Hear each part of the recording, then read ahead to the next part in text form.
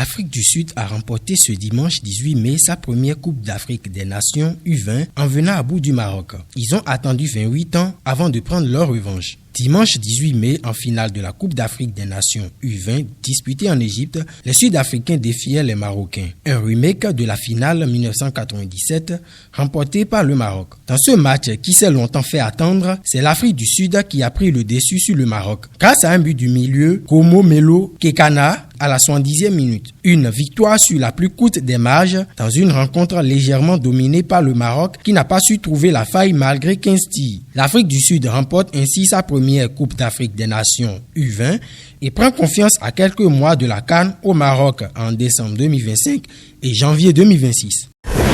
Les coéquipiers de Jean-Philippe Metata ont offert samedi à Crystal Palace le premier titre majeur de son histoire en l'emportant en finale de la FA Cup sur la plus petite des marges, 1-0 contre Manchester City qui conclut une première saison sans trophée majeur depuis 8 ans. Une victoire synonyme de qualification pour la prochaine Ligue Europa. Eberechi Eze a ouvert le score sur la première offensive à la 16e minute. Malgré plusieurs tentatives pour revenir au score avec un pénalty manqué, Thomas Mamouche, City n'égalisera pas avant la fin du match.